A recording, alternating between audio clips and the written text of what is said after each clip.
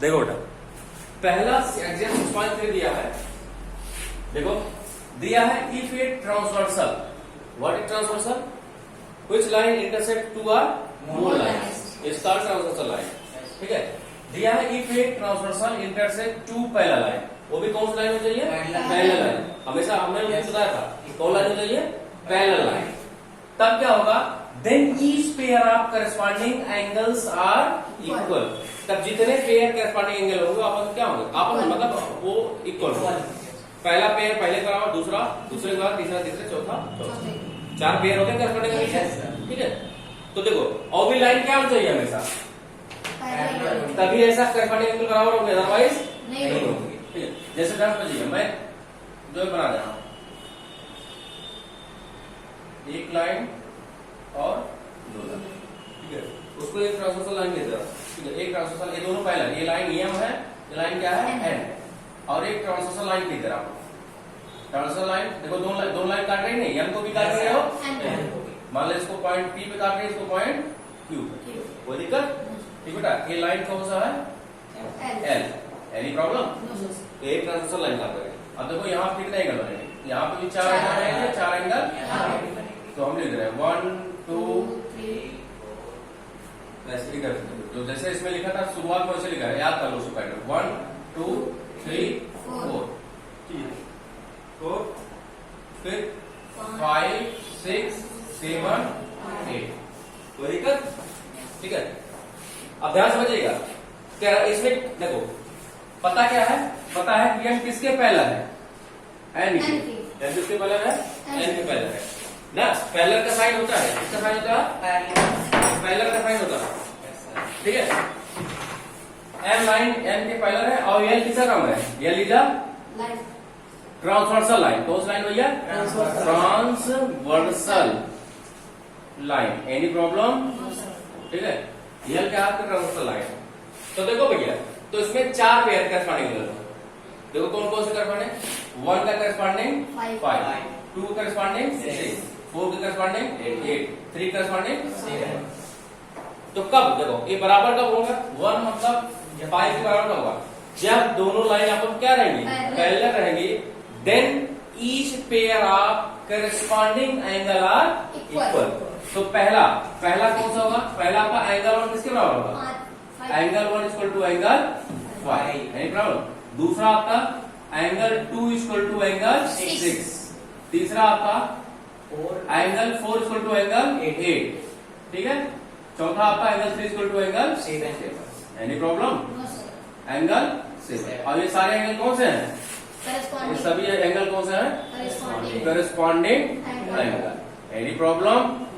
ये आपका corresponding angle होगा। कब होंगे दोनों बराबर, जब ये लाइन पे होंगे पैरेलल।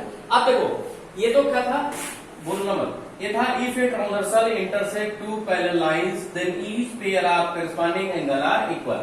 कह रहा है देखो, ये यहाँ पे जो होता है कामा, ये आपका गिवन स्टेटमेंट होता है, और ये क्या होता है आपका, ये प्रूफ वाला होता है ना। कामा पहले होता है गिवन स्टेटमेंट होता है, आगे क्या होता है, प्रूफ वाला। तो क्या कह रहा है, if a transversal intersect two parallel line, अगर कोई ट्रांसवर्सल जो है 2 पैरेलल में क्या करता है, इंटरसेक्ट करता है, तब क्या होगा, अगर इंटरसेक्ट करेगा तब क्या होगा, then each pair of corresponding angle are equal. तब सभी पेयर ऑफ करस्पॉन्डिंग एंगल क्या होंगे, आपस में इक्वल होंगे। हमने दिखा दिए सारे क्या है, आपस में इक्वल है। फिर देखो ये वाली फिल्म, जैसे ये वाली फिल्म कह रहा कि if a transversal intersect 2 lines, अभी ये बात नहीं कर रहा है, पहले लाइन की बात नहीं कर रहा, इसी जस्ट अपोजिट है। जो एक्सियम है, एक्सियम 6.3 का अपोजिट कौन थ्योरम है, 6.4। ठीक है, कह रहा है if a transversal intersect 2 lines, देखो पहला लाइन दिया है, नहीं दिया, कह रहा है if a transversal intersect 2 lines such that a pair मतलब एक पेयर, और इसमें कितने पेयर है, 4 पेयर। चारों पेयर में से कोई एक पेयर, चाहे पहला वाला, चाहे दूसरा वाला, चाहे तीसरा वाला, चाहे चौथा, कोई एक पेयर। कह रहा है a pair of corresponding angle are equal, अगर कोई भी एक पेयर करस्पॉन्डिंग एंगल क्या है आपस में इक्वल है, देन तब हम क्या कहेंगे, देन 2 लाइंस आर पैरेलल। तब हम कह सकते हैं 2 लाइन अपन क्या होंगी, पैरेलल।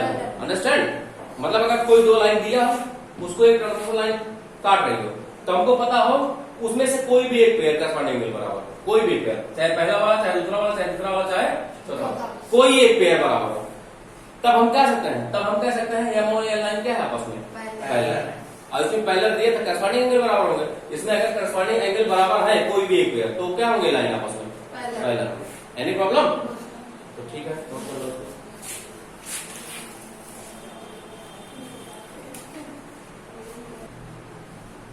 देखो थ्योरम कौन सा है 6.2।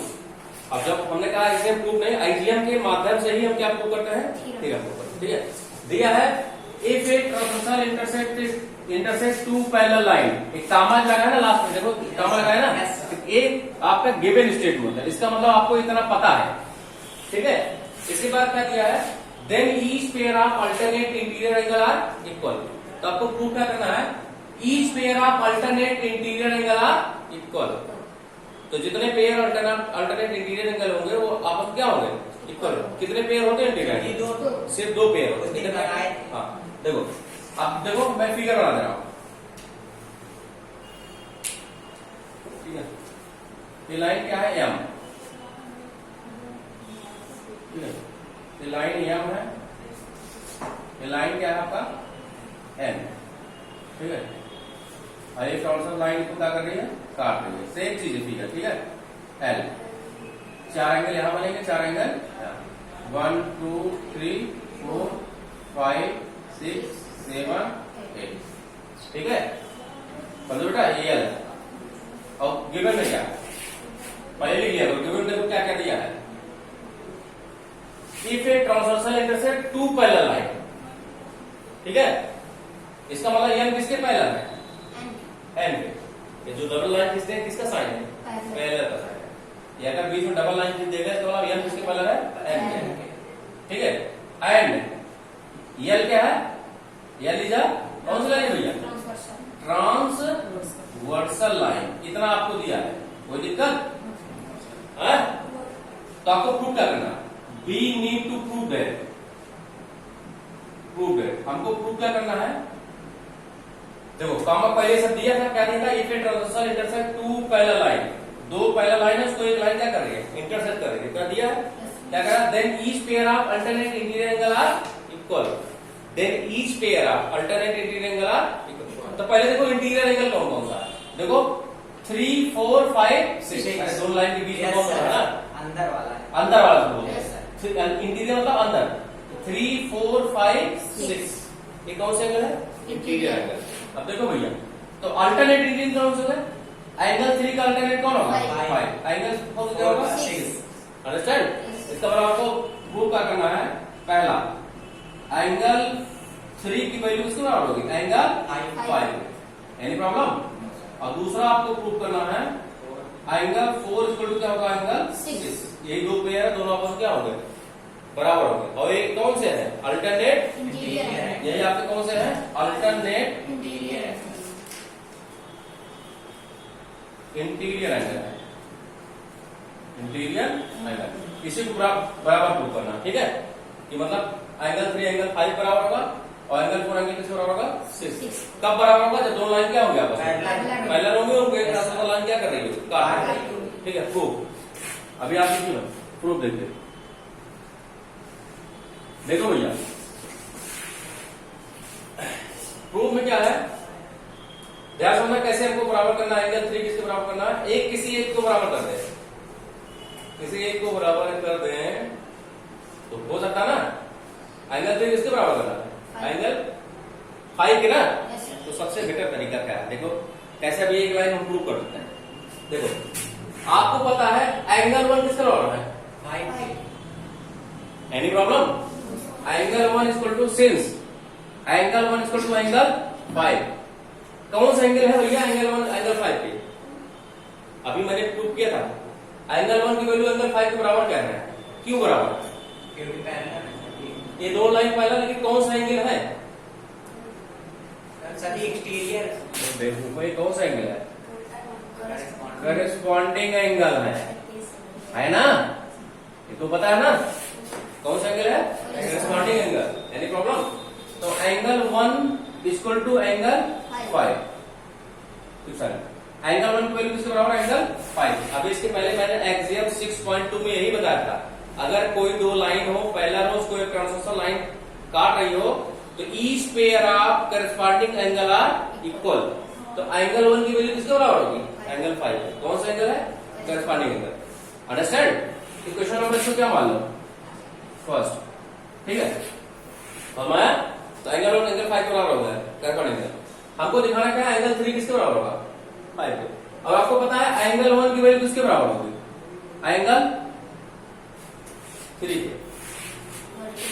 अरे भैया कौन सा है? सामने सामने एंगल है ना, वर्टिकली अपोजिट एंगल। ये भी तो आपने प्रॉपर्टी पढ़ी है एक्सियम 6.1 में, सबसे पहले यही पढ़ा था थ्योरम में। थ्योरम 6.1 में आपने यही पढ़ा था तो अगर वर्टिकली अपोजिट एंगल क्या होते हैं? आपस में इक्वल होते हैं। एंगल 1 की वैल्यू किसके बराबर है? 3 के। ठीक है, यहाँ पे तो vertically opposite angle. Any problem? Equation number क्या आ गया आपका? सेकंड। अंडरस्टैंड? देखो अब आपको बराबर मिल जाए from equation first and second. From equation first and second दी गई इक्वेशन फर्स्ट और सेकंड सबको क्या मिलेगा? देखो एंगल 1 भी किसके बराबर है? 5 के। और एंगल 1 भी किसके बराबर है? 3 के। तो दोनों के लेफ्ट साइड क्या है आपस में? इक्वल है। भाई एक राइट लेफ्ट साइड है, कौन साइड है? लेफ्ट साइड है, कौन साइड? किसी भी इक्वेशन में अगर कोई एक साइड बराबर होता है दूसरा साइड अपने आप क्या हो जाएगा? इक्वल। जब दोनों की लेफ्ट साइड इक्वल है तो दोनों के राइट साइड भी क्या आ जाएंगे? इसका मतलब एंगल 3 किसके बराबर होगा? एंगल 5। Any problem? सिमिलरली क्या होगा? एंगल 4 किसके बराबर हो जाएगा? एंगल एक एंगल बराबर करके दिखा दो, सिमिलरली करके दूसरा एंगल लिख दो। हमारा देखो इसमें क्या करा है? कह रहा है if a transversal intersect two lines. पहले लाइन नहीं दिया, क्या दिया? कह रहा है if a transversal intersect two lines such that a pair मतलब एक कोई pair, a pair of alternate interior angle are equal. कितने पेयर होते हैं अल्टरनेट इंटीरियर? 2। उसमें से कोई एक पेयर, चाहे एंगल 3 एंगल 5 बराबर हो जाए, चाहे एंगल 4 एंगल 6 बराबर। अगर ऐसा होता है तो हम क्या कह सकते हैं? Then two lines are parallel. तो हम कह सकते हैं दो लाइन क्या होंगे आपस में? पैरेलल। ध्यान समझिए, जस्ट उसी का अपोजिट था। उसमें क्या था? अगर दो लाइन पैरेलल होंगे, उसको एक ट्रांसवर्सल लाइन काट रही होगी, तो जितने pair of alternate interior angle होंगे क्या होंगे? वो इक्वल होंगे। और इसमें क्या करा है? उसी के उल्टा, अगर कोई दो लाइन है उसको एक ट्रांसवर्सल लाइन काट रही है, कोई भी एक पेयर आप अल्टरनेट इंटीरियर एंगल क्या हो जाएगा? आपस में इक्वल हो जाए, चाहे एंगल 3 एंगल 5 के बराबर हो जाए, चाहे एंगल 4 एंगल 6। कितना पता हो? चाहे एंगल 3 एंगल 5 के बराबर हो, चाहे एंगल 4 एंगल 6। तो हम क्या कह सकते हैं? Then we can say that M and N are parallel. Understand? ठीक है, समझना है? तो आपको इस तरह इसको करना है। अब आपका कौन सा थ्योरम है? थ्योरम 6.4 6.5 दो थ्योरम बचा हुआ। कल से जो है क्वेश्चन लगाना शुरू कर देगा। कल थ्योरम प्रूव करेगा। एक थ्योरम और बचा हुआ थ्योरम 6.4, उसको बनाने के बाद कल से क्वेश्चन। ठीक है, एनी प्रॉब्लम?